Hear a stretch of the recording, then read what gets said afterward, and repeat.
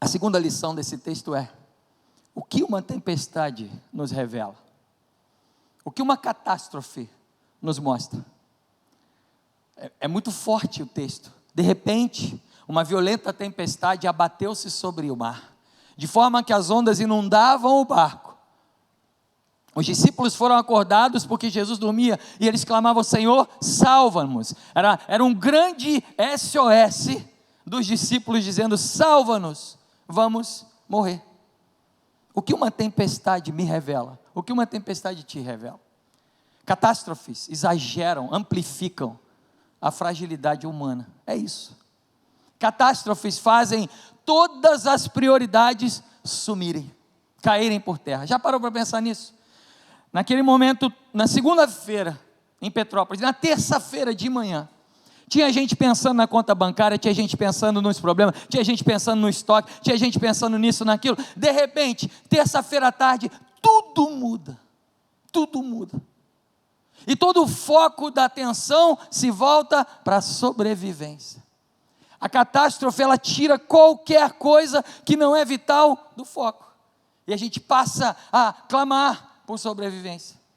Catástrofes fazem tudo ser menor diante da vida humana, do coração que pulsa, daquele suspiro. Tudo se torna irrelevante.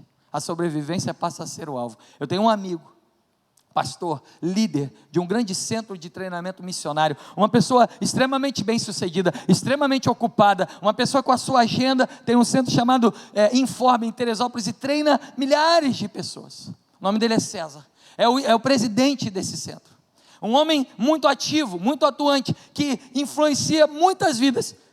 Há 3 semanas atrás, ele manda um recado para nós, e diz: o meu filho, Pedro, de 19 anos, foi diagnosticado com leucemia, num estado avançado, e a partir de hoje nós precisamos focar na leucemia do meu filho. E desde então, todas as notícias no WhatsApp que eu recebo do pastor César são contando sobre a caminhada do seu filho, o processo, o que está acontecendo, tudo na vida dele ficou menor do que algo que realmente importa nesse momento, do que uma tempestade que ele está passando. Vocês estão entendendo onde eu quero chegar? Está tudo bem, até que uma tempestade bate na nossa porta. Está tudo bem, até que um diagnóstico que a gente não esperava aparece no consultório médico. Está tudo bem, até que uma crise no casamento possa vir. Está tudo bem, até que uma crise ministerial, institucional, no seu trabalho aconteça. Essa é a vida. E quando isso acontece, o que nós aprendemos com isso? A catástrofe amplifica o caos. E tudo parece que sai do governo, sai do controle. Ela mostra como a nossa vida é pequena, como nós somos pó, e do pó viemos, e ao pó retornaremos. A catástrofe mostra para mim e para você, que nós não temos poder sobre nada, nem sobre um fio de cabelo, que possa cair da nossa cabeça. É nas catástrofes que a gente percebe essas coisas. Por incrível que pareça, a catástrofe abre espaço para o pecado da cobiça, o pecado do egoísmo, o pecado do pavor, o pecado da especulação, de gente que está vendendo e anunciando a doença para vender a cura. Que tristeza, meus irmãos, mas isso existe. Pessoas que estão enriquecendo com o caos. Pecado de uma mídia hipócrita, que hoje coloca em todos os jornais, culpa políticos, culpa pessoas, começa a sinalizar problemas que talvez sempre existiram, mas que daqui a 1 semana, 2 semanas, não fala mais sobre Petrópolis, justamente no momento em que Petrópolis vai continuar no caos. E uma mídia hipócrita esquece porque não vende mais.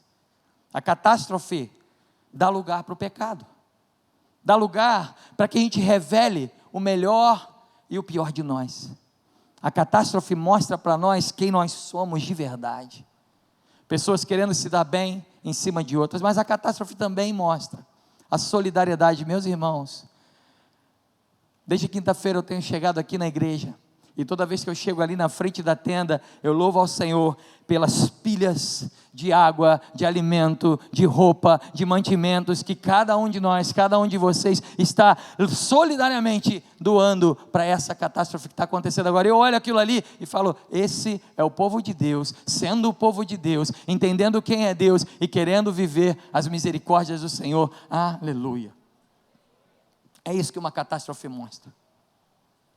Pessoas ajudam, pessoas passam por cima de outra para salvar a própria pele, pessoas compartilham, pessoas criam doença para vender a cura. Mas nós temos mais lições nesse texto. Olha que interessante, no meio do caos, no meio de uma catástrofe estrondosa como essa, diz o texto que Jesus, o que ele fazia, meus irmãos? Jesus dormia.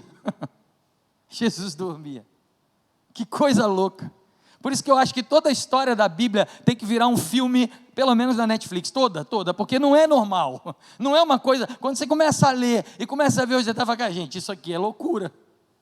No meio de um caos, diz a Bíblia que as ondas entravam dentro do barco, os discípulos desesperados, Jesus, porém, dormia. E essa lição é para mim e para você, porque a Bíblia nos dá de presente, como eu falei hoje de manhã, para todo aquele e aquela que sabe quem é, a Bíblia me dá e te dá algo que o mundo está gastando muito dinheiro para tentar ter, mas não consegue ter. A Bíblia me garante, a Bíblia te garante, na bonança e no sofrimento, a paz que excede a todo entendimento humano.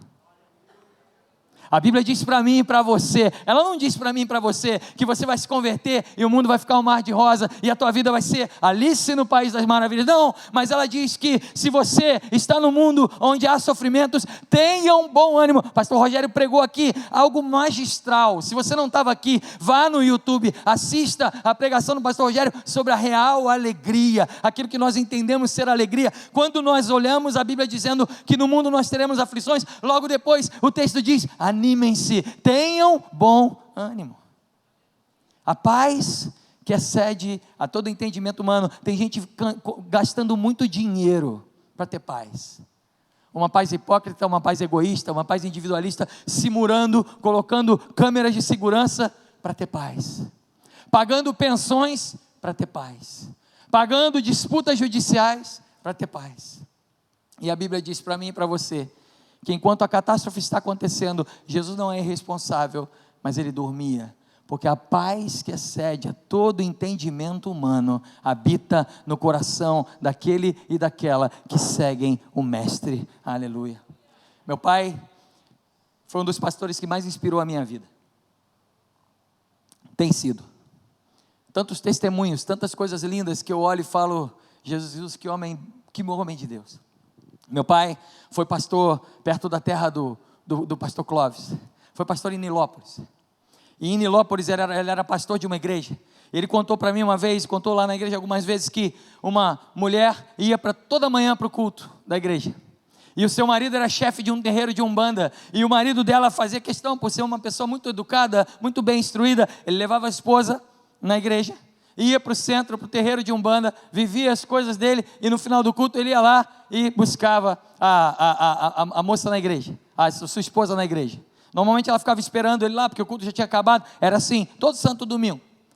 E diz o meu pai que uma vez ele fez esse ato dominical, levou a sua esposa para a igreja, e foi para o seu terreiro de Umbanda. E chegou no terreiro de Umbanda, meus irmãos, ele contou que deu uma briga lá, meus irmãos, um santo resolveu brigar com o outro, e nós sabemos que de santo esses caras não tem nada, mas um demônio manifestou, e do outro lado do outro, e foi uma brigaiada, e ele falou que começaram a quebrar instrumento, pegar tabaco e jogar um para o outro, e aquele cara ficou desesperado, começou a olhar, ele falou que tinha uma portinha, tipo aquela porta ali, meu, quem já foi batizado aqui na igreja, tem uma portinha ali, escondidinha, né, você sai ali, ninguém vê, e ele falou que ele era o chefe do terreiro, ele tinha uma portinha, ele saiu correndo, e deixou literalmente tudo se quebrar lá dentro, uma catástrofe.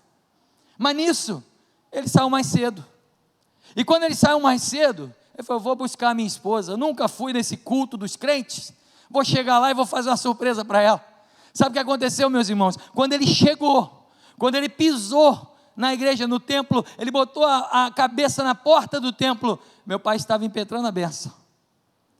E quando meu pai estava impetrando a bênção, ele estava falando as palavras, que a graça e a paz de Deus sejam sobre a tua vida.